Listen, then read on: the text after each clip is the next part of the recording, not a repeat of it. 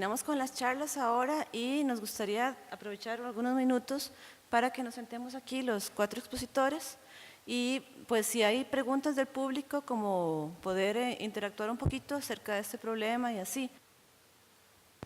Yo creo que voy a tratar de no caer mal con el comentario, realmente es un comentario. Bueno, nosotros trabajamos en CNFL y nosotros somos una institución que tiene la problemática, ¿verdad? Y como en cualquier otro lugar, turísticamente lo tienen, nosotros lo tenemos, muchas de las plantas están en áreas de conservación, pero el asunto es que las medidas que nosotros aplicamos actualmente ahorita son las siluetas. Y vieras que a nivel nacional ya se ha escuchado de que las siluetas no tienen tanta efectividad. Pero, bueno, o sea, en parte tal vez sea cierto, pero nosotros como institución, o sea, se nos va mucho al suelo las teorías de aplicar medidas. Entonces, vieras que, o sea, nosotros como país, ante una problemática de este tipo, deberíamos de enfocar los esfuerzos y manejar como medidas ambientales la gama que ustedes presentaron hoy, pero manteniendo también la opción de las siluetas. Y nosotros vendemos el tema que mientras más siluetas tengamos en las ventanas, mayor probabilidad o mayor efectividad para evitar este problema. Entonces, ¿ustedes consideran que las siluetas son bastante efectivas? Sí, sí están considerando eso. O sea, siempre nos dicen, ¿dónde están los datos, verdad? Usted sabe que esto, a nivel, aunque no sean todos científicos o investigadores o biólogos, nos van a decir, pero, o sea, nosotros somos biólogos, pero ¿dónde están los datos, verdad? Y les vamos a decir, o sea, nosotros no trabajamos el tema como lo manejan ustedes, haciendo las pruebas, haciendo investigación, porque nosotros tenemos otro montón de actividades, entonces no tenemos los datos. Entonces nosotros les decimos, o sea, nosotros lo que necesitamos o hacemos es aumentar o disminuir, en este caso, digamos, la probabilidad de una afectación de este tipo. Entonces aumentamos el número de siluetas. Para comentar un poquito sobre lo que decía, es que nos estamos basando en la literatura que se ha probado de que las siluetas, para que sean efectivas, tienen que estar espaciadas, por lo menos, como dijimos, al igual que los puntos o las rayas y demás, a unos 10 centímetros, ojalá incluso menos. Y en ese caso son efectivas, pero obstaculizan completamente la vista, no permiten ver hacia afuera. Tendría que estar colocadas en el exterior de la ventana y completamente cubierta la ventana con las siluetas. De otra forma, lo que estarían haciendo, si se dejan, por ejemplo, 1, 2 o 3 siluetas en un gran panel de vidrio, es muy probable que no sean efectivas. Alguien podría decir por ahí que si se aumenta la cantidad de siluetas, por lo menos es mejor que nada. Es cierto, podría ser mejor que nada, pero sí creo que vuelvo al tema de la importancia de investigar, de ver qué efectividad real hay de eso. Y bueno, sí, yo no sé si tiene… Yo lo entiendo completamente y estamos totalmente de acuerdo en ese sentido, pero el asunto es que ya a nivel país, y me imagino que también a nivel internacional, se vende la idea de que las siluetas no son efectivas. Entonces, o sea, no se pone en el contexto completo de que más bien debe ser el tema de colocar mayor número de siluetas para el caso, porque las medidas, no todo el mundo quiere las cuerdas, o no todo el mundo quiere los puntos, o este otro tipo de calcomanía que es con microporo, súper interesante también, ¿verdad? Esa medida, pero que se vendan las siluetas como otra opción, o sea que sí realmente funcionan, pero entonces lo que hay que hacer es poner mayor número de siluetas, porque entonces, digamos, nosotros que trabajamos en el tema, toda la cantidad de siluetas que hemos colocado, la gente nos está diciendo, pero es que hasta los investigadores dicen que no. Entonces, todas las medidas que hemos aplicado no han funcionado. Resulta que también nosotros trabajamos otra gama de afectación de vida silvestre y no necesariamente está relacionado con ventanas. Entonces, las medidas que aplicamos igualmente van a cuestionarlas. Entonces, digamos, a nivel país, es lo que yo me refiero a unir esfuerzos de que las medidas ambientales hay que aplicarlas y no quedarse con el que no importa que funcione o no funcione, ¿verdad? Sino que hay que esforzarse en buscar las mejores opciones. Y las siluetas es una opción que apareció de primero, han venido otras opciones que con ustedes las hemos aprendido, pero que de igual manera las siluetas es una medida ambiental, o sea, eso es a lo que yo me refiero, es una medida ambiental que se puede optar. Las siluetas son tan efectivas como los puntos, como las rayas, como cualquier otra, no importa la forma en realidad. Lo importante es que las personas no piensen que las siluetas están asustando a las aves porque sean de forma de rapaz o lo que sea. Lo importante es que se coloquen en forma lo más densa posible. En ese caso no hay ningún problema en colocar tantas siluetas como sea posible. Siempre hay que tomar en cuenta que si es un sitio turístico, la gente va a preferir que la ventana, puedan ver a través de la ventana. Entonces, dependiendo del tamaño de las siluetas, eso no va a ser posible. Pero sí, incluso ustedes pueden encontrar estudios que indican que las siluetas densamente colocadas sí son efectivas. No es que no sean efectivas, pueden ser apropiadas, pero muy densamente. Igual es válido, sí. Esta opción con microporo, las siluetas pueden llevar esa nueva opción. Y, por ejemplo, varias aves con este sistema de microporo, hacia afuera o entra la luz claramente y de afuera hacia adentro, o viendo desde afuera, usted lo que va a ver es una silueta bien marcada. Un día estábamos en un restaurante, en una soda, perdón, y veíamos una figura tapando toda la ventana y nosotros, ¿verdad? Veíamos claramente hacia afuera y nosotros, ¿qué tendrá esa figura? Porque cuando entramos no nos fijamos. Cuando salimos tomamos la foto de afuera hacia adentro y resulta que era toda la información de la soda. Entonces es interesante cómo algo así también es una muy buena opción, o las mismas siluetas con este material microporo, por ejemplo. Bueno, yo quisiera agregar que más que la eficiencia de un método también tiene que ver con la preferencia del sitio. Por ejemplo, yo que trabajé con sitios turísticos, para ellos no era viable colocar en un panel de vidrio una gran cantidad de siluetas negras, porque esto, tanto estéticamente como la visibilidad, se obstaculiza, entonces es mejor. Por eso yo realicé una charla, les presenté todos los métodos que hay según la efectividad, yo les decía cuáles eran más efectivos que otros y ellos elegían cuál era el que deseaban. En este caso, si ustedes gustaran colocar más siluetas en sus ventanas y ustedes no tienen problema, no sería inconveniente. Con respecto al comentario suyo, en una empresa bastante grande no creo que haya problema en cambiar a métodos más efectivos, como lo dijo Yandri. Unas cuerdas no creo que cuesten tanto como cambiarlo por las siluetas. Yandri, ¿vos ya publicaste ese estudio? ¿O ya hiciste tal vez en alguna comparación estadística a ver cuántas aves no sé, colisionan con respecto a cada método? Sí, bueno, ahorita ya finalicé lo que es el documento del proyecto de grabación. Este todavía no se ha publicado, pero más adelante lo puedo, en sí el proyecto de grabación. Pero de igual manera, en la revista Celedonia yo tengo la posibilidad de publicar 2 artículos científicos con respecto al proyecto de grabación.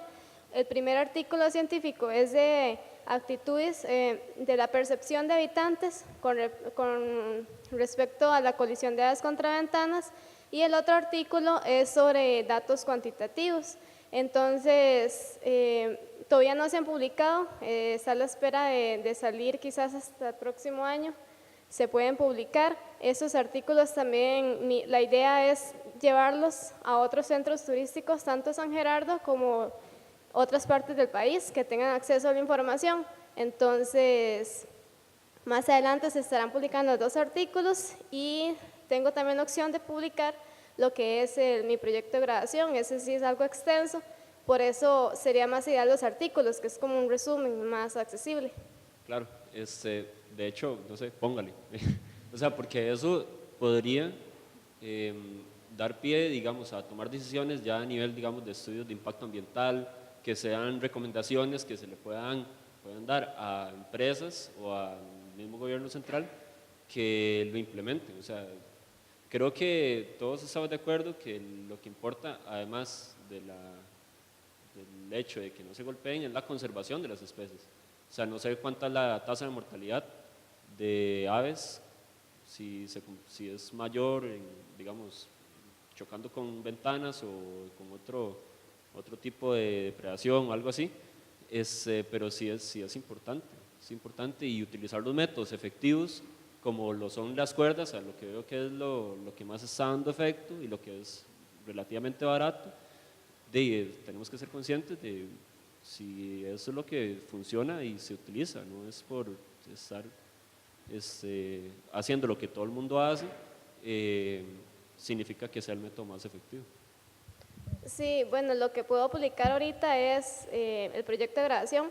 Los 2 artículos ya los tengo finalizados, pero es cuestión ya de la revista el poder publicarlos.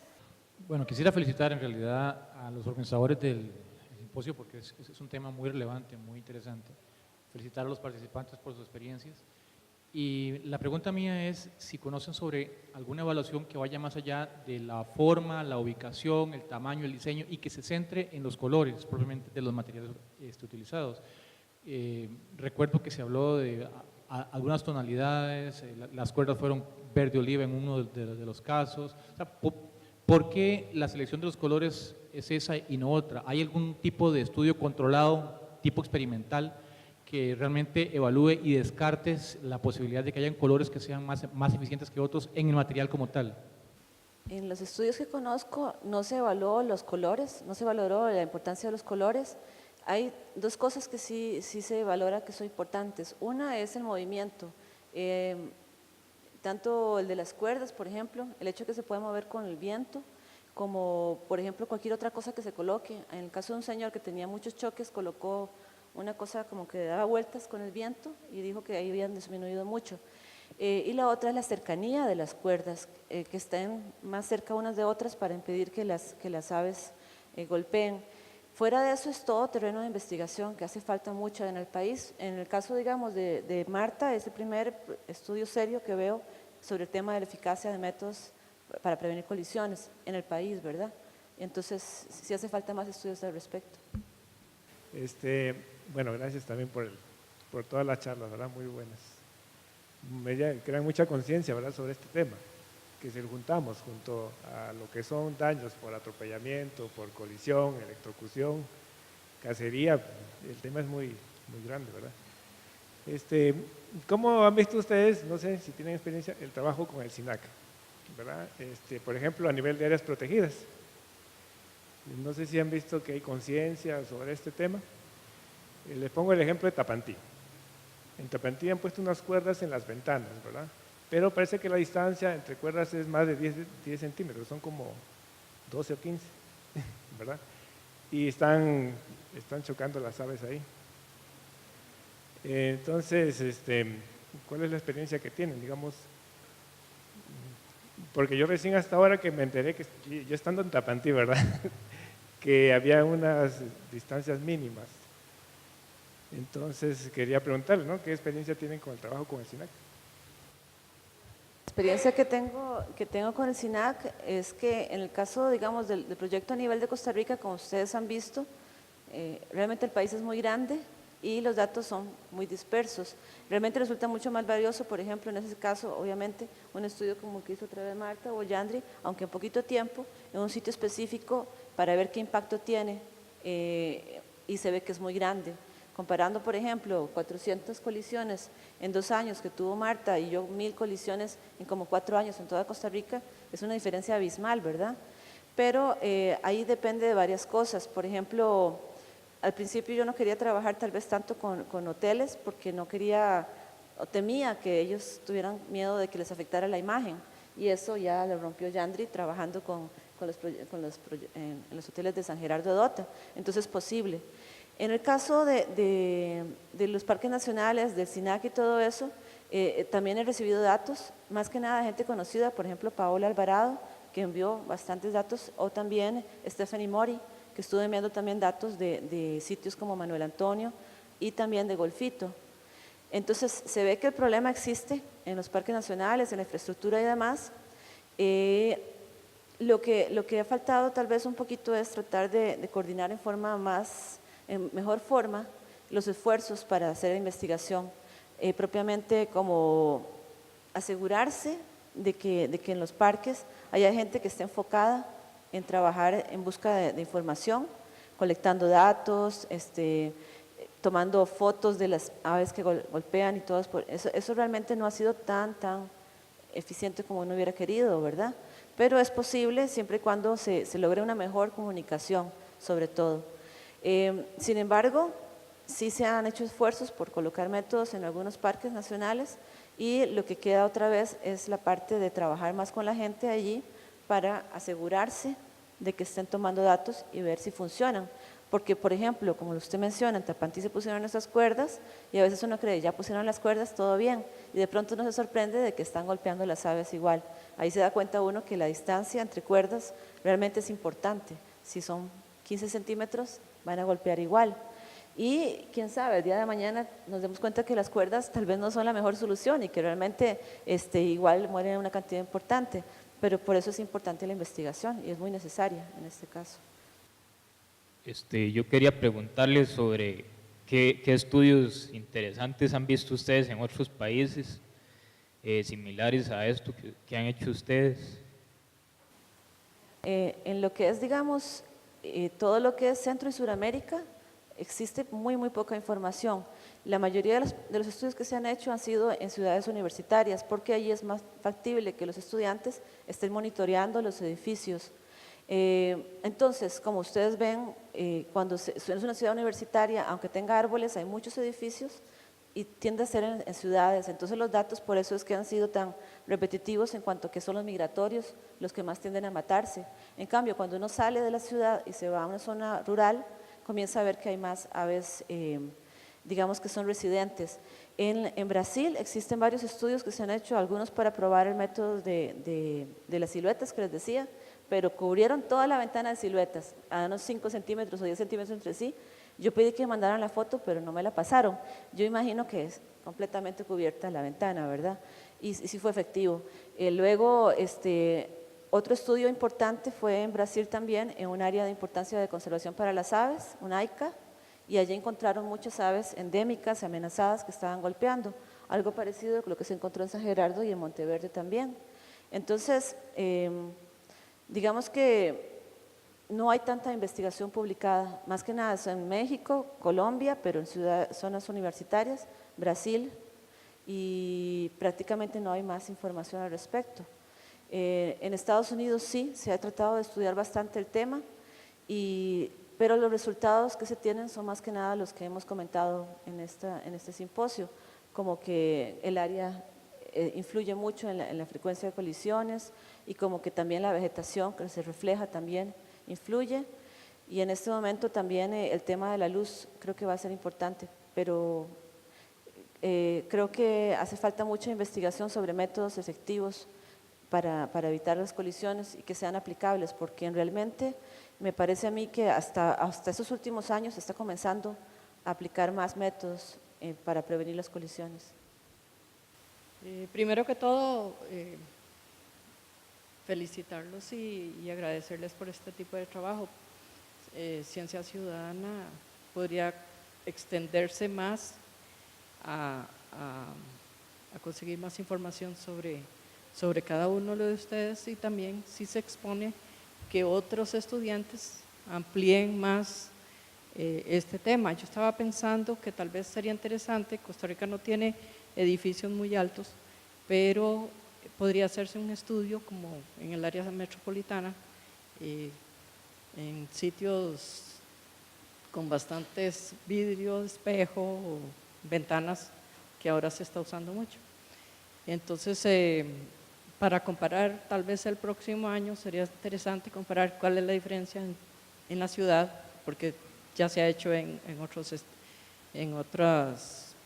países, pero en Costa Rica me parece que no.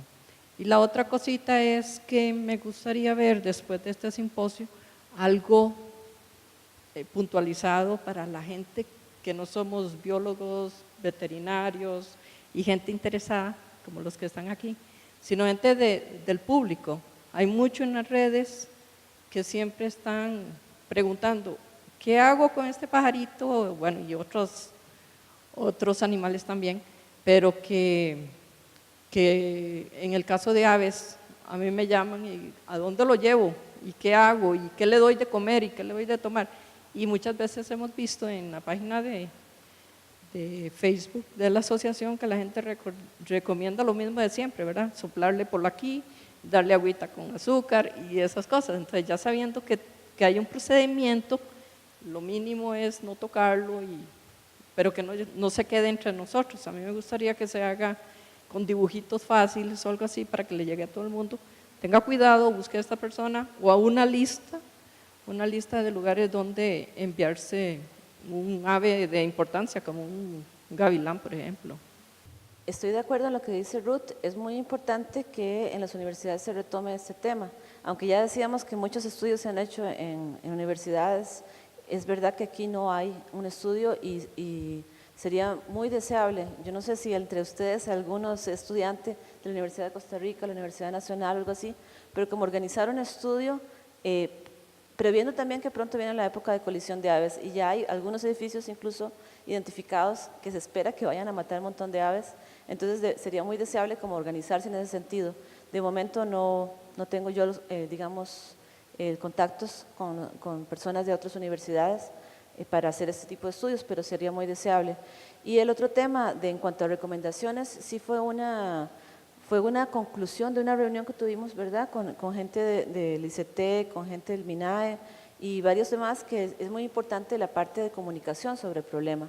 Entonces aquí es donde es importante, aquí en la UNED estamos trabajando con comunicadoras y esperamos hacer una especie de campaña como la que hace falta. Sin embargo, también con Ana María hemos estado trabajando, ¿verdad?, con algunas pequeñas gráficos, infogramas, para avisar también qué hacer cuando hay una colisión. Es algo que hay que estar constantemente repitiendo a la gente. Y por supuesto también sería muy importante llegar a los medios masivos, porque realmente, si bien sí se ha publicado un poquito sobre el tema, yo creo que la mayor parte de la población desconoce, ¿verdad?, sobre todas estas medidas y podría ser muy eficiente con un medio masivo de comunicación. Yo quería consultarles a ustedes si conocen casos donde desde el diseño se planteen estas medidas preventivas, por ejemplo, el ángulo de una ventana, que si la ventana sea, ¿cómo se llama esta técnica? De arena para quitarle, sandblasting, estas persianas que ya vienen diseñadas para la construcción, ¿verdad?, para que entre luz. No sé si conocen casos, digamos, ahora que han estado investigando llevan bastante tiempo, pero que han investigado sobre el tema para ver si conocen de ese tipo de casos. Porque, por ejemplo, uno podría pensar que desde ya en las escuelas de arquitectura, o sea, los que hacen diseño, ya ellos vendan también la idea de que ellos pueden hacer diseños más ambientales, más amigos con el ambiente, y incluyen algunas de las medidas, ¿verdad?, desde el diseño, que sale mucho más barato, ¿verdad?, en ese sentido. Igual como les comentaba en la charla al inicio, el tema de llegar a los arquitectos es todo un reto.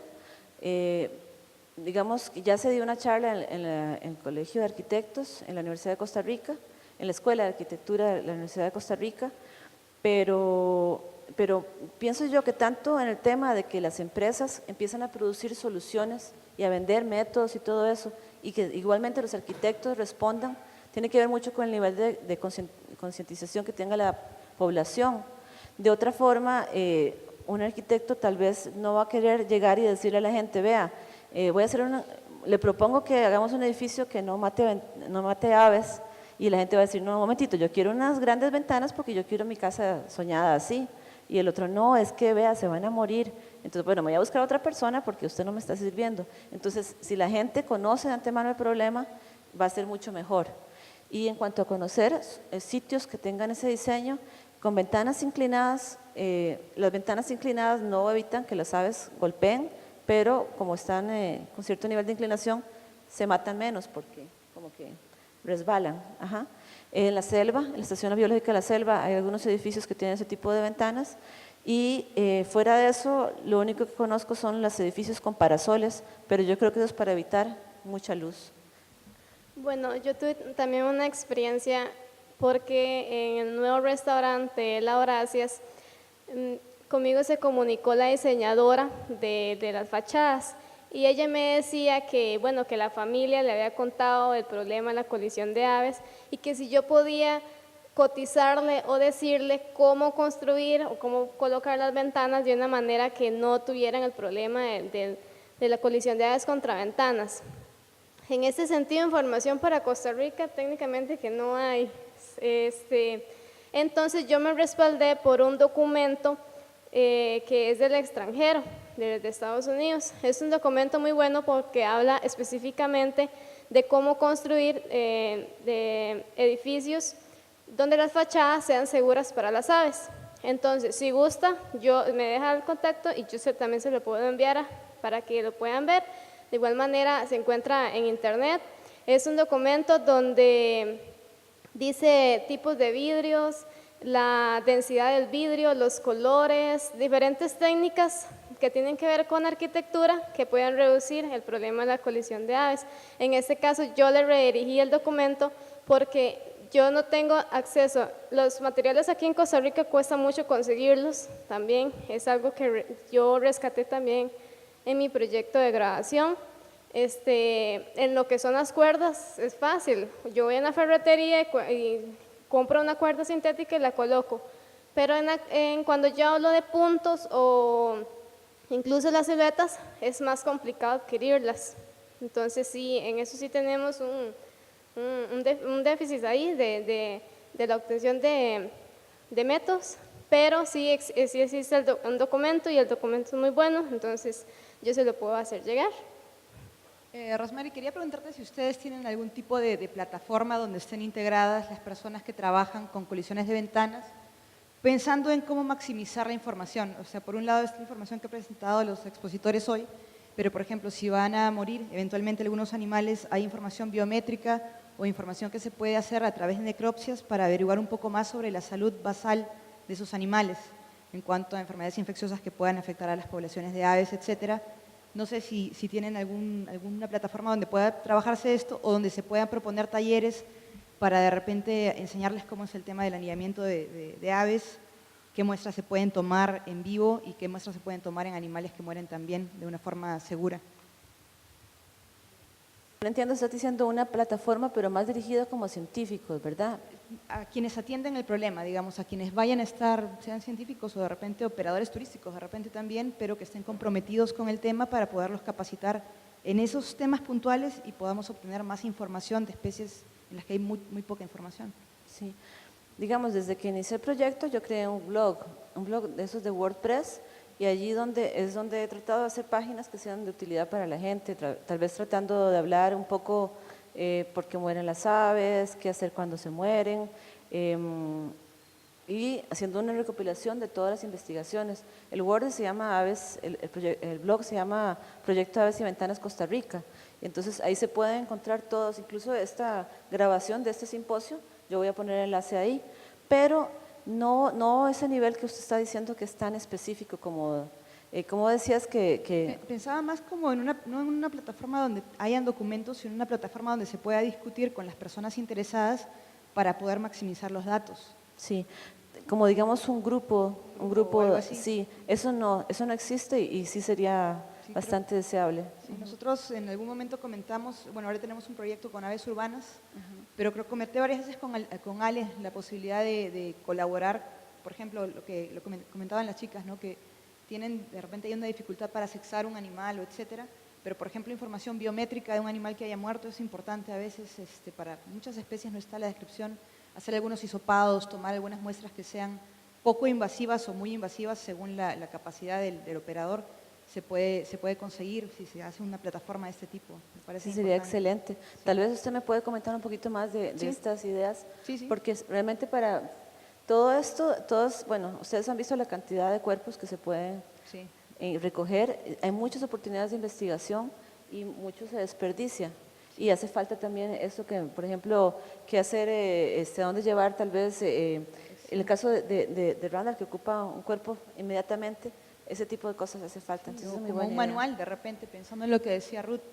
Lo otro es que para animales que uno libera, por ejemplo, si hay sitios como Georgia, las instalaciones de Georgia o el interés, Por ejemplo, nosotros en Perú lo que hemos usado son nanotags, que no son tan caros, pueden durar 10 días en un ave y 10 días creo que es un buen tema de monitoreo y uno los puede recuperar inclusive. No son caros como un sistema de GPS, duran poco tiempo, tienen un alcance corto, pero por lo menos para monitorear que un animal haya, no solo con el anillo, sino que haya sobrevivido y haya pasado esos 2 días de vida, pues sería interesante también. Sí, sí, sería muy buena idea. Bueno, no hay más preguntas, ¿verdad? Ok, bueno, pues en ese caso agradezco montones a Marta, Yandri, a Randall. Creo que la actividad ha sido muy enriquecedora para todos y me alegra mucho también, gracias a los compañeros que han grabado toda la actividad, porque esto puede ser realmente como un primer paso para hacer mucha más investigación. Gracias a todos los asistentes también y hasta luego. Entonces, muchas gracias.